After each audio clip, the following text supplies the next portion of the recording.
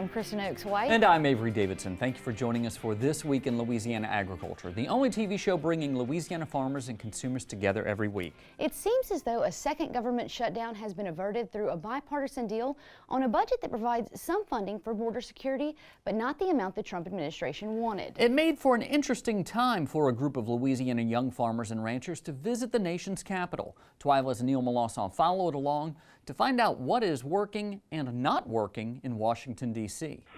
In addition to picking a wonderful cold and blustery day here in D.C., we've picked an interesting time to visit, as right back here Congress is going over some negotiations to try and avoid yet another government shutdown. The young farmers and ranchers are visiting with their congressional delegation here to find out what the latest is on that, as well as the issues they care about back home. The weather underneath the Capitol is always perfect, though. This train is taking a group of Louisiana's young farmers and ranchers from building to building as they visit their congressional delegation.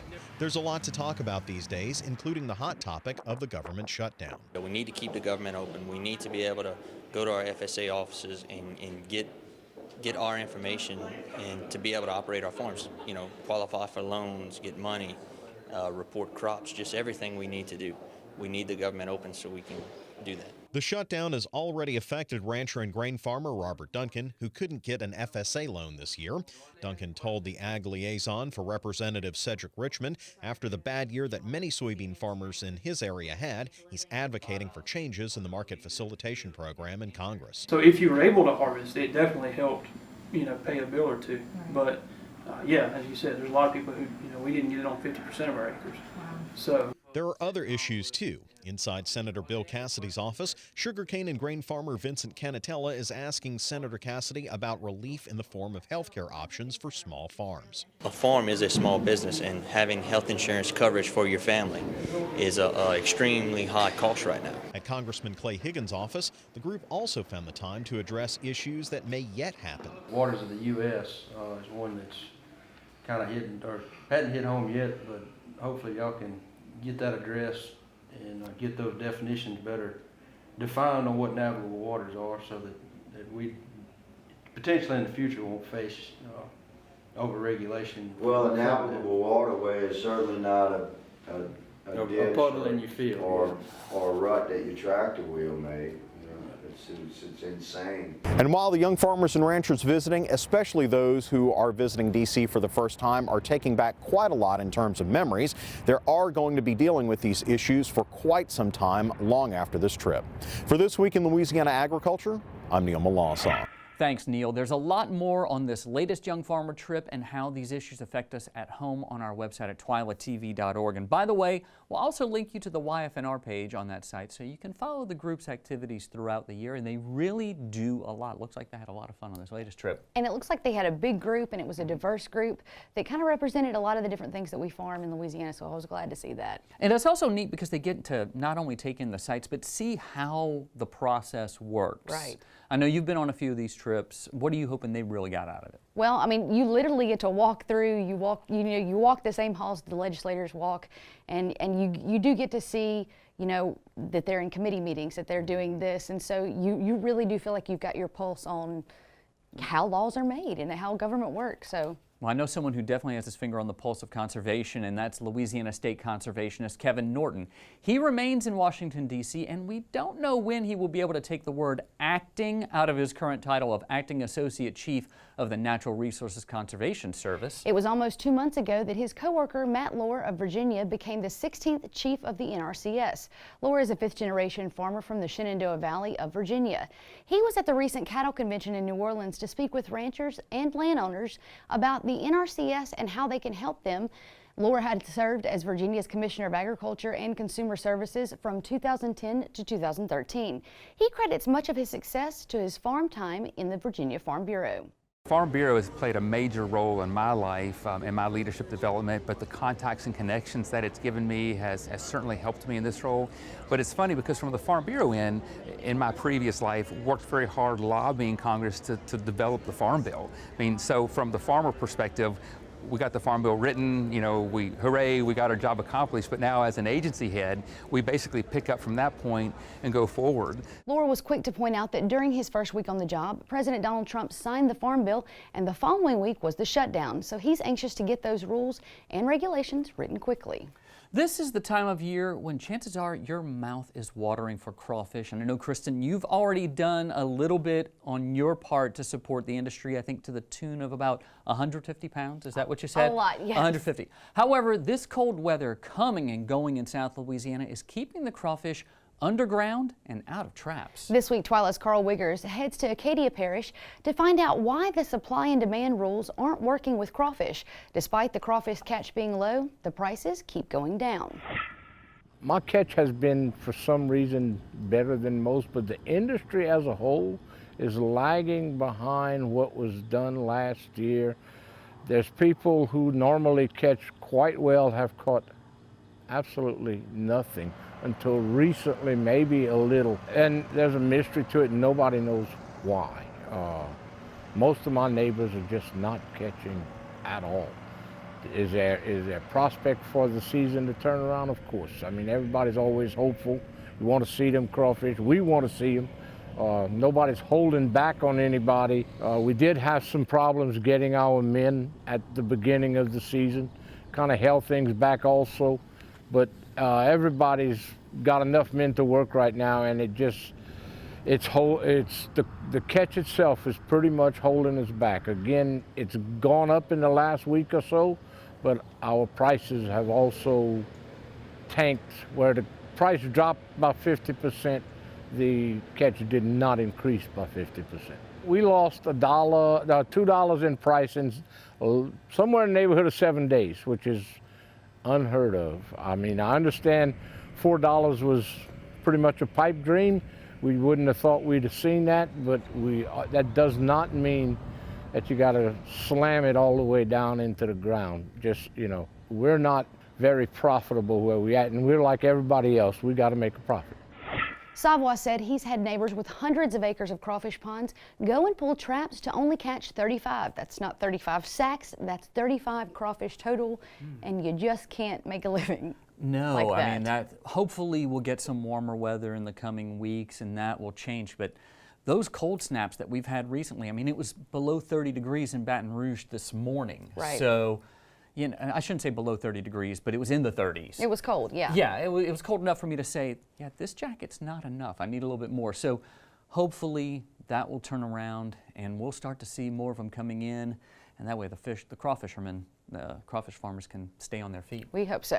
And as Carl showed us earlier, crawfish are not as plentiful as usual for this time of year, but the prices are dropping. We have the latest crawfish prices for you from around the state. In Ruston, Ben Christmas Crawfish has them for $3.89 a pound live and $5.50 a pound boiled. If you head straight south to Alexandria, Crawfish Port Incorporated is offering them for $2.99 a pound in live sacks, while boiled crawfish are $5.99. As you would expect, the best prices are close to the source. In Lafayette, you can visit Superior Seafood Supply to get live crawfish for $2.65 a pound.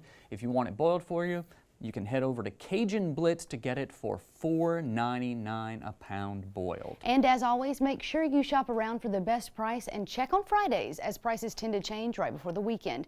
Special thanks to the Louisiana Crawfish Promotion and Research Board. Ask before you eat. And it always helps to also know a farmer who raises them. That's true.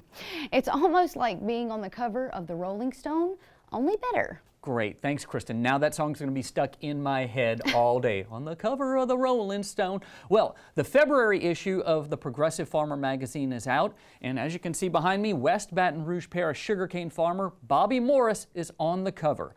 DTN, the Progressive Farmer, named Morris one of the country's top 5 young farmers and ranchers. In December, Morris and his wife Melissa traveled to Chicago to receive the honor. The article on the Morris family is on page 68 of the special issue, so you can turn right to it. Go out, pick it up, and read up on why Bobby and Melissa Morris are so deserving of this honor. Again, congratulations, Bobby and Melissa. They are really a great farm family, good people, and I can't think of more deserving folks. Me either. Well, we'll see more of them in the future.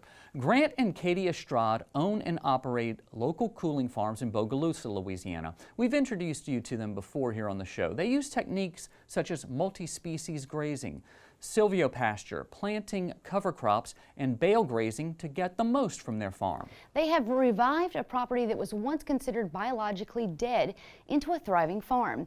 They're involved with the Louisiana Grazing Lands Coalition, which produced this next story showing all of the specialist techniques and hard work that go into local cooling farms.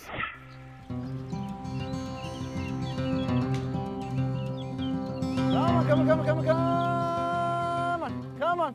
Hey, my name is Grant Estrade. I'm the owner-operator here along with my wife Kate at Local Cooling Farms in Bogalusa, Louisiana. And we just moved the goats to a new silvopasture paddock that we're in the middle of putting together. Come on, Tootsies. Come on. So I'm Kate Estrade, and my husband Grant and I have Local Cooling Farms. We actually found the land, it was listed on Craigslist, like many other stories. So when we got here, the 16 acres, half of it was roughly pre-existing cropland. You know, they were doing traditional soybean, corn on here. The second half was basically an overgrown wooded area. Because this land was farmed for row crops for years and years, it was kind of stripped of nutrients, and it was like rock hard clay pan soil. You know, on 16 acres, that may not seem like a lot of acreage, you know, but we decided to go with a polyculture of livestock. If they followed one another in a managed pattern, the 16 acres would yield enough product for us, you know, to make a living here.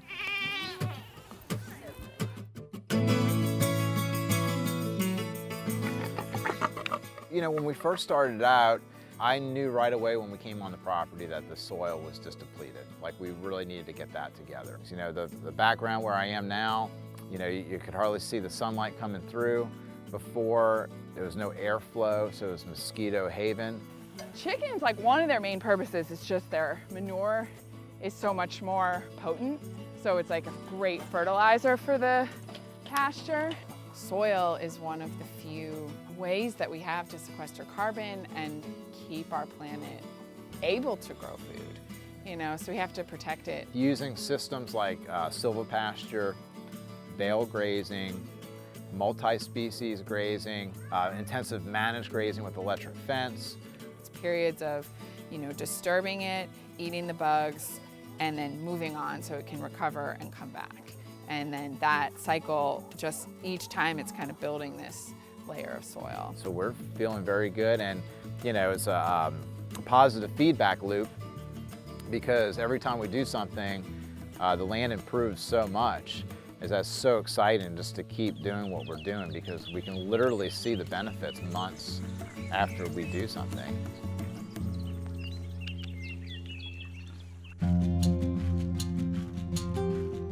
So on our 16 acres, we're about 50-50 with our developing silvopasture and traditional pasture. Hi, I'm Michael Blazier. I'm a professor with the LSU Ag Center, Hill Farm Research Station, and School of Renewable Natural Resources. Silvopasture is the practice of putting improved forage grasses between trees and under trees so that you get the benefit of the annual grazing, or the benefit of your animal herd, but then you're also on a longer rotation getting the occasional timber revenues from the forest products that can be produced from them. You know, it was really important for us to identify the assets that we had over here. So the assets that we had was an overgrown wooded area. So in that case, the problem and the solution were kind of hand in hand. You know, the natural solution was us first to get some goats. So we initially got the goats to start clearing. My prior experience with raising larger animals was with pigs, and that was an easy decision to get pigs in. Well, I'd say that, you know, once you incorporate animals into you know, the forested system there, then you're bringing in an agent for change, and you know, that diversity is what improves the overall health of the system there. I mean, nature doesn't lock away forests or lock away any system and then never disturb them there. It's actually getting closer to what natural disturbance patterns would do over time. But it's the same in like other parts of the country where it's like you have to like either mimic what nature wants to do or manage it in a way that like allows it to complete those cycles. You're keeping the soil healthier because you're recycling nutrients more effectively, you're capturing them more effectively. Those trees are going deep down in the soil to pull those nutrients up to help benefit the forages. So it can be a symbiotic relationship there. And that has an effect on soil health as well.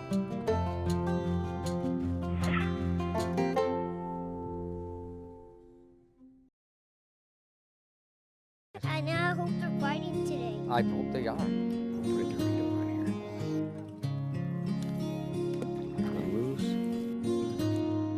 I got a fish! I got a fish! Find your place in the country and the lender who can get you there.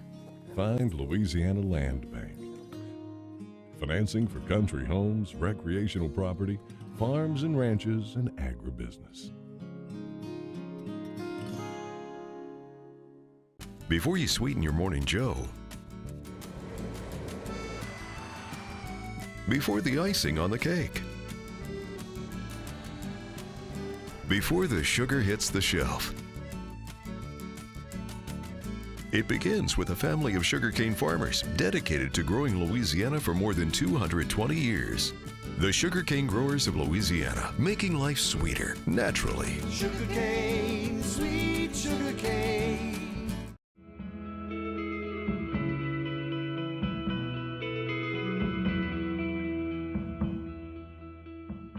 I'm a farmer. I am a farm wife. I am a cowboy. I am a grass farmer. I'm a businesswoman. I'm a conservationist. I am an advocate. I am a voice for Louisiana farmers. I'm always learning. I'm a husband. I'm a mom. I am a dad. I'm a granddad. I am a consumer. I grow the food that feeds your family, and I'm proud of it. I am Farm Bureau. I am Farm Bureau. I am Farm Bureau. I am Farm Bureau. I am Farm Bureau. I am Farm Bureau. I am Farm Bureau. We are Farm Bureau.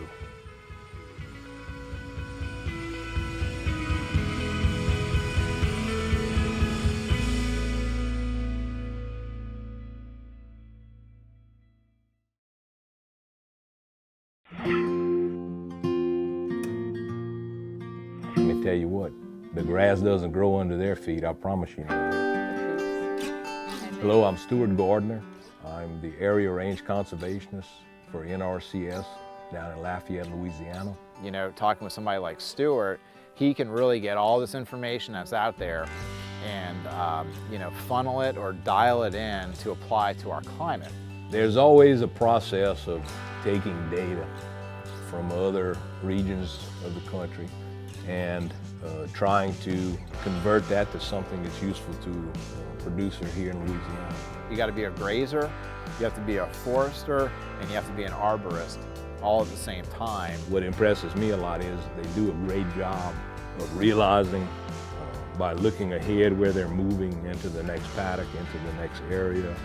So our animals here are very much employees. Goats browse, cattle graze, pigs plow, ducks drill, chickens scratch. So I have the goats or the cattle, the grazers go first and eat just for one day typically and move them. And their hoof activity and their pruning the plants to a certain height.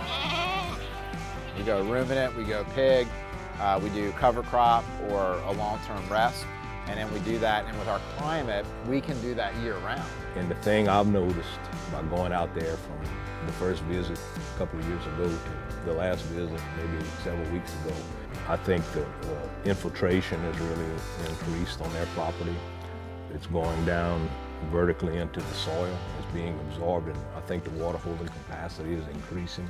Adding carbon, adding material that then worms, dung beetles, you know, all of nature's decomposers then break that down, and you have organic matter for the grass to grow even more.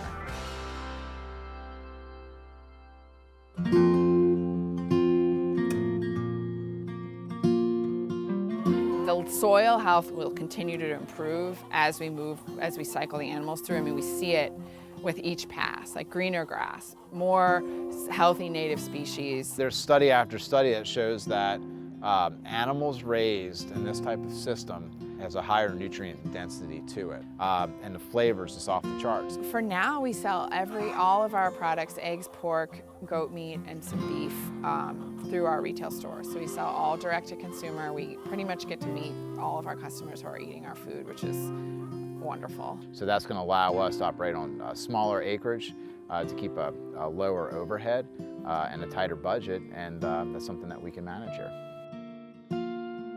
You know, where we're going, we're actually seeing the majority of benefits from the silvopasture system. There's so many different things that we can do with the silvopasture system. And then the other thing that's incredible is when we first would stay out here, like we'd camp, and it's like you wouldn't even hear field crickets. Like everything was dead.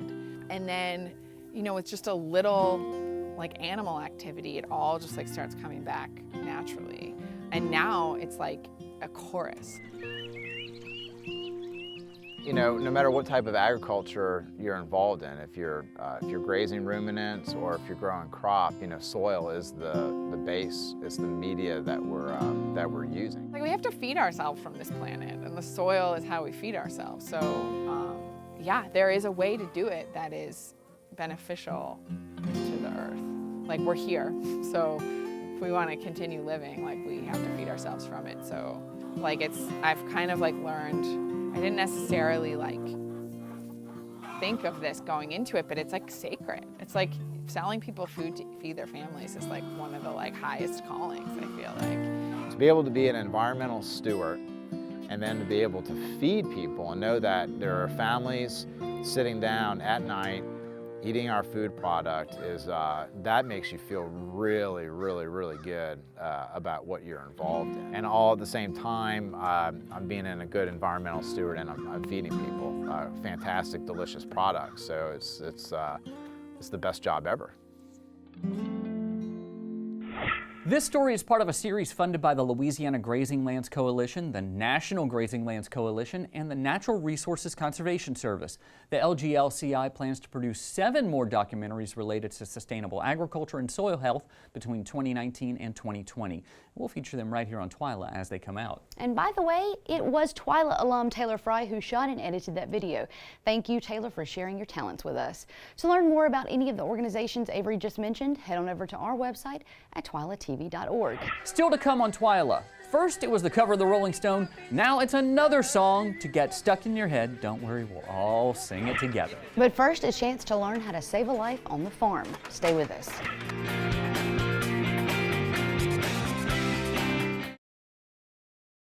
I don't think you can separate my mom, the farmer, from just my mom, Judia. She's half of me. If the tractor would get stuck, she'd get in the mud and help me get it out. Katie takes care of the paperwork. Her main focus is the H-2A compliance. If tomorrow Deborah just disappeared, that would be kind of like cutting off one of my hands. Both of us are one, and both of this is our thing together. She's my best friend in the world, and that's just the way it is. Louisiana oysters, salty, sweet, and delicious. But have you ever thought about what happens to all those oyster shells? Most of them end up in trash cans and landfills. The Coalition to Restore Coastal Louisiana is changing this with its oyster shell recycling program, and you can help by visiting these participating restaurants. It's a simple and delicious way to restore our coast. The shells will then be used to sustain and rebuild oyster reefs. Remember, once you shuck them, don't just chuck them. Landowners are minding the Louisiana forest for our grandchildren. A place for wildlife, recreation, lumber for homes. It's the right thing to do. Forestry, covering half our state, all of our hearts.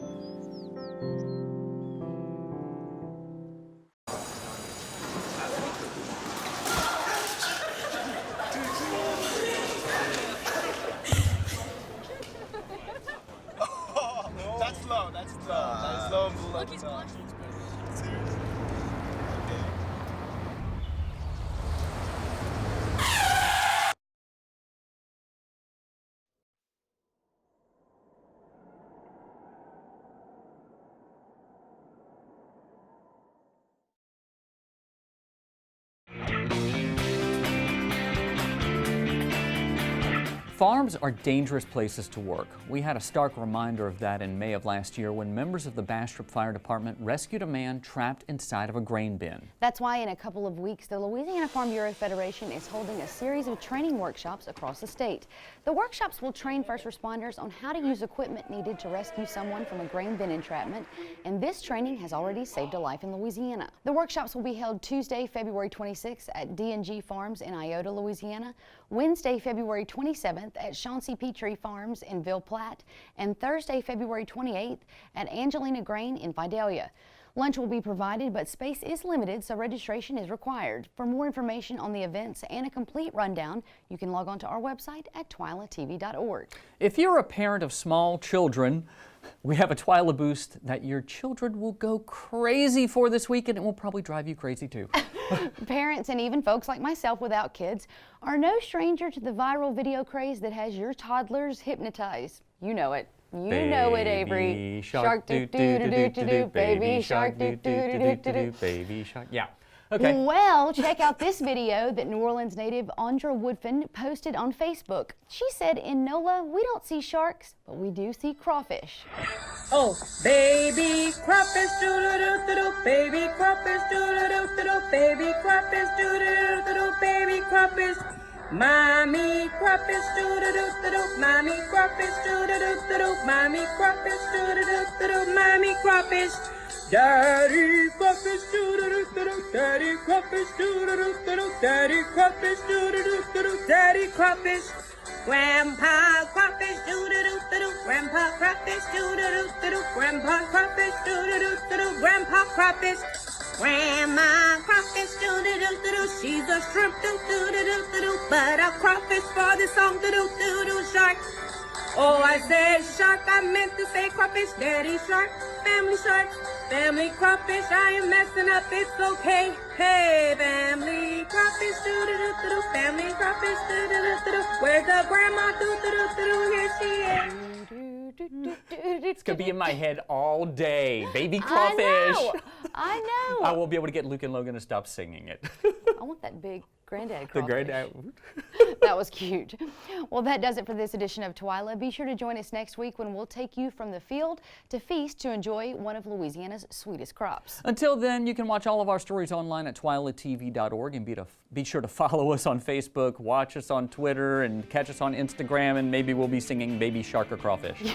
For all of us here at Twila, thanks for joining us. We hope to see you again right here next week.